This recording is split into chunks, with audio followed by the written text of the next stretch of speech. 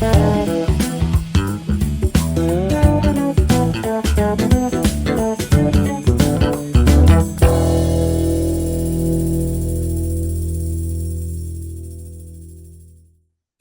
Elsa. Thank you very much for your time today. It's a pleasure to talk together.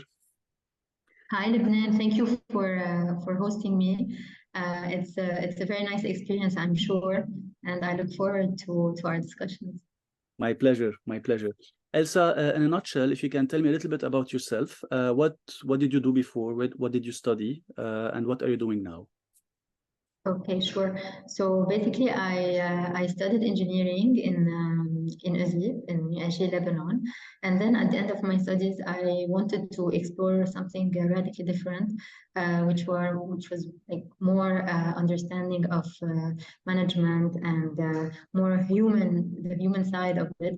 So this is where I joined HEC Paris, where I studied for 3 years, doing the master's in management. And at the end of it, I wanted to work in investment banking. So I did some internships along the way, and this is where I was like definitely heading. But last minute change, I decided to stay in Paris and work as a strategy consultant. So I worked for around 2 years in Paris at A.T. Kearney, and then moved to the region here, where I continued in strategy consulting with Booth and Company for around 2 to 3 years as well. In parallel, I had my first child, and I realized that actually being a full-time consultant, traveling 5 days a week was not really compatible with the life I wanted. So, and it happened that during this time, or actually during our time at HSC, my partner and I, so actually today my husband, and back then he was my classmate and my co-founder, we had decided to start a small venture in media called Ounousa. So basically, we wanted to become publishers because it was like back then it was this kind of the start of the digital era, the monetization of the publishing through advertising. And when we did a little bit our research, we realized that actually compared to Europe, there weren't any portals in Arabic.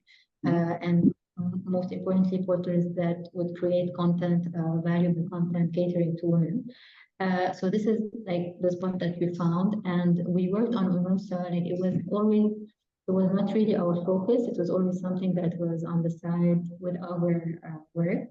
But I mean, it grew on its own, and then we got the first deal with an advertising agency, and this is where we realized that there was probably something happening. So I left my job at Booz and completely dedicated myself to growing the company.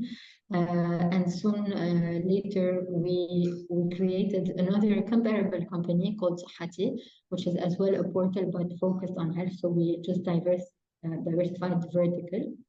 And we continued along the same path. It was very successful. We were able to actually create a very large community on social media, and then drag them back to the website for readership and for views, and thus for monetization. We started working on big campaigns with big brands, multinationals, that wanted actually to cater to the region and to the readers of the region, whether female or male. Soon enough, we grew, and the team started to grow. We decided with another partner as well to diversify in video content production, because with the shift from desktop to mobile and from content, readership to viewership of videos, we realized that we needed to create videos for our readers. So we actually built up from scratch, video production capabilities, studios, equipment, and all of that, and started creating YouTube type of videos. Today, Lulia, who is the name of the brand on YouTube, has more than 2 million subscribers. Ounousa and Facebook have both more than 20 million followers on Facebook. They are still there. They are still major companies. However, in 2018, we decided that actually it was time to move away a little bit from the pure media and pure advertising monetization, because actually we realized that the content that we put there forward for the people to see and to consume was good, but not enough, since we always had questions like, okay, you're talking about these products, mainly beauty products, pharma beauty products, etc., but where can we get them from? So we realized that actually we had a lot of power in the community, and it would be more beneficial for us to convert it into actually buyers. So we create the content, and this is actually was one of our formulas, so to create content around the product and then to make it available for people to buy through online e-commerce. And in 2018 and 19 were born Lulia Closet and Sohati Care, which today are respectively an online beauty department and an online parapharmacy. Today, I'm the COO of Parallel, which is the holding company of all of these entities. And I'm responsible mainly for everything related to marketing and operations of these portals, media and e-commerce, in 3 countries, in Lebanon, in Jordan, and in Egypt. Wow. So, it's an amazing story, and I have so many questions. I'm going to start with something very basic and a little bit personal, because I've been asked this question a little bit before. How does it feel, or what are the challenges of working with a partner? So you said that he was your partner, he was your classmate, and now he's your husband. Because some people love it, some people don't. I'm sure it comes with some difficulties or some challenges. Just in a nutshell, I don't mean to get into your personal details. Just in a nutshell, how does it feel? I would say that first, it's very difficult.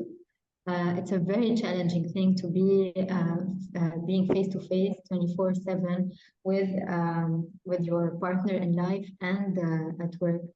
I think one of the things that helped us a lot was that before becoming a couple, if you want, we both in life and in the professional world, we were classmates, and we used to do our homeworks and our end of year projects together.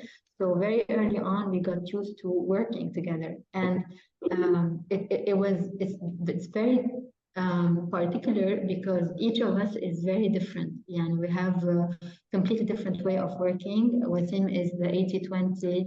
I'm the typical make it perfect and then present it.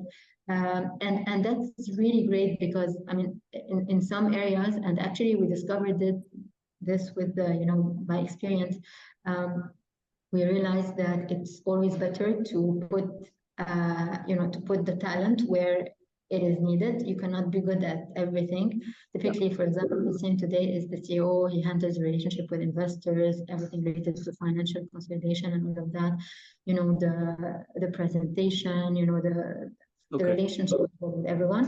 And I'm more on the product. So we found our balance there. All right. I'm sure it continues to be a little bit challenging, but as you said, there's a way to have the balance. My other question, Elsa, so you did engineering, and you continued a master's in one of the most prestigious schools in Europe, and you worked with Kearney and then with Booz. It's a typical path to become, a director or a partner in a consultancy firm, which we all know pays a lot of money. So this financial security or job security that you had, you gave it away, and I'm sure that you had the personal reasons. You had your first child, but was it difficult or a little bit scary to leave all of these things that many people dream of behind and jump into something and create it without knowing what might be the future? It was actually very difficult. So as you mentioned, you always have the security of a very well-paid job. Of course, it's very demanding, but it's secure. When you start being you're an entrepreneur, you leave all of that behind. It's risky every day. There are a lot of months where you don't even get paid your own salary because you prefer to invest it in something else, which is actually, I'm sure a lot of us I mean, went through this, and I know it's not a very good practice, but it happens. I think what was a little bit more scary was the fact that, as I mentioned before, we are family in this. So usually, whenever one of it's not a, I mean, it's not a criteria, but you always have someone to lean on whenever things don't go very well in your own. But here, both of us are like risk takers. So when you are in a context where it's very risky, you're raising a family, you have a lot of expenses, and you are both an entrepreneur. Actually, you're I mean, you don't have any backup. So it's a lot of people tell us you're really crazy to do that, especially in Lebanon, especially with the context and all of that. But we're passionate about it. I mean, I can't imagine myself doing anything else. So Right. I think that's I do have another question, and it's mainly for entrepreneurs who did their first stage of a company and then they want to move over. So today, Lula Plus is one of the very well-known brands in Lebanon and in the Middle East. And what you've done with your partner is by all means, an amazing success story and an example of resilience, of pivoting, of listening to the market, of being smart. So you did something amazing. But today, when you started small, and then you changed a little bit, you pivoted a little bit, and then you grew. And I know that in each different stage, there's a different challenge. For example, in the first stage, the challenge is, to get the product up and running and get some users to buy it and actually pay for it. The second stage is to, recruit some team, maybe grow a little bit, maybe start having a little bit more money. And I think that you passed all these stages, and now you're in a stage of growth and expansion, which is a stage that some people are afraid of. For you, I think I'm just thinking out loud. I know you passed through 3-4 different stages until you got where you guys are today. Which one was most critical or more scary? How do you see them? I think the current stage is the most scary, actually, the growth stage. Sorry for opening the as we say. Because actually in this stage you have a product that is working, you have a market product fit, you have everything that is working, but still the equilibrium is very fragile, and this is where you need the most the most funding and capabilities. And it's not always easy because I mean, historically the situation was better. I would say, like in the market where we operate today, Egypt is a difficult market because of inflation, of capital controls. Lebanon, obviously, Jordan is a small market.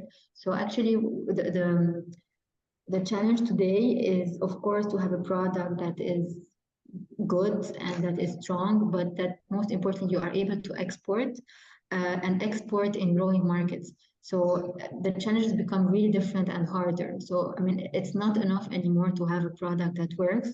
You need it to work not only in your core market, in other markets that are difficult, that are more competitive, and you need at the same time to achieve, break even and to be profitable. So there are a lot of conditions for you to be able to access funding, especially when you come from the region and from Lebanon.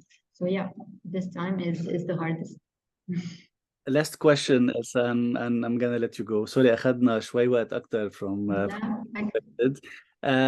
If an entrepreneur is listening now, what advice would you give? Like, I know that you might have maybe hundreds of advices, but like if you want to choose one advice, what would you tell them? They're just starting, they just want to do something. What would you tell them? I would say surround yourself with good people, with people who want to stick with you in difficult times. I think that's the most important thing, having a good co-founder, having a good team. First, I would suggest that everyone who is a solo player to find like this matching partner with a complementary set of skills, of capabilities. It's always good to be a team and to be a strong team. And maybe take the time to find the right partner because they will be with you along the way. And it's actually a very lonely I would say it's a Sure. very lonely experience. So you need to be well surrounded. Yeah. Excellent. Elsa, thank you very much. It was a pleasure talking to you. Thank Courage. you. Best of luck. Thank you. Same to you. We're looking forward to come and listening to the other your other invitees to the أكيد. podcast. أكيد. We'll share with you everything. Thank you very much. Thanks.